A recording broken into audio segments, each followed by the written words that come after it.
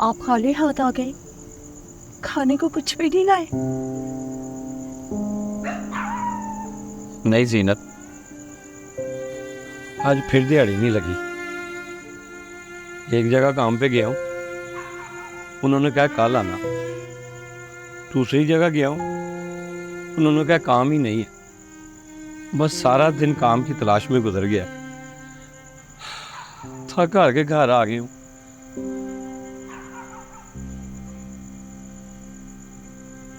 जीनत, बच्चे कब के सोए हैं? 1 घंटा हो गया, घर में खाने को कुछ भी नहीं था। भूख से रो रो कर सो गए।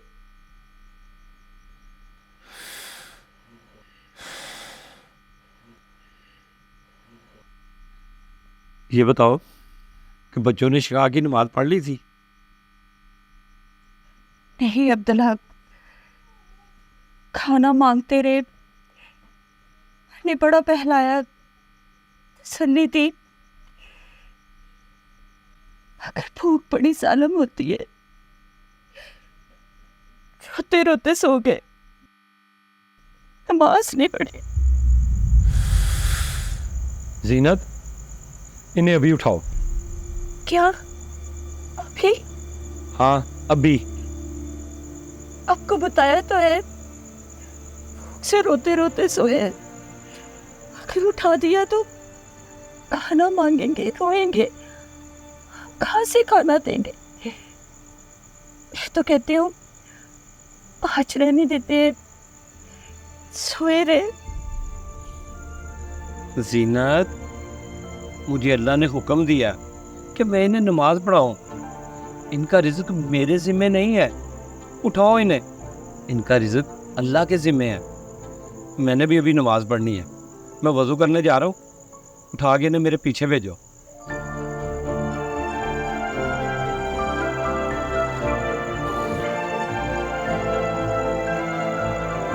उठो बेटा, नमाज पढ़ो।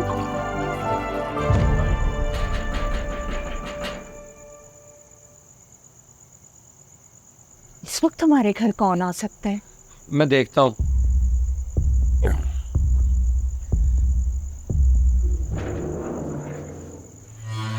अस्सलाम वालेकुम। वालेकुम सलाम। जी भाई साहब, मैंने आपको पहचाना नहीं, कौन है आप? मेरा नाम इब्राहिम है।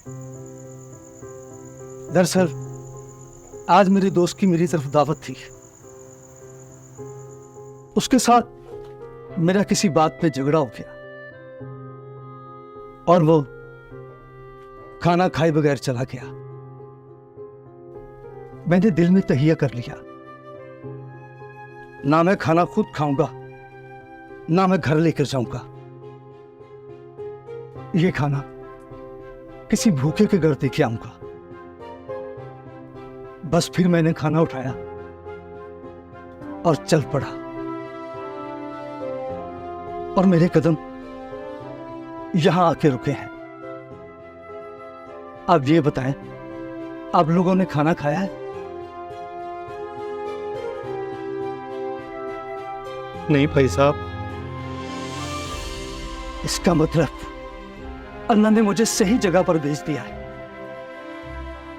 प्लीज, मेहरबानी, ये खाना आप रख लें। रख लें भाई साहब, प्लीज, मेहरबानी है।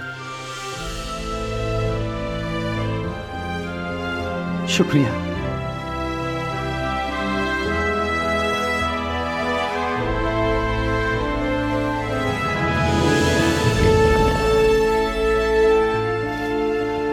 मैंने सब सुन लिया, सब सुन लिया मैंने। जीनत, मैं तुम्हें कहता था ना कि रिज़्क अल्लाह के जिम्मे है, और देखो उसने भेज दिया। ये ले पकड़ो और जल्दी से जाके खाना लगाओ, सब मिलके खाते। जी।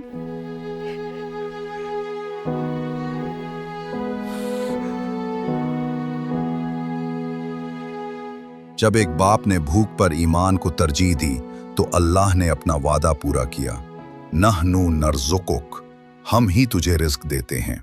अगर ये कहानी दिल को छू गई हो तो शेयर करें, शायद किसी का यकीन फिर से जिंदा हो जाए।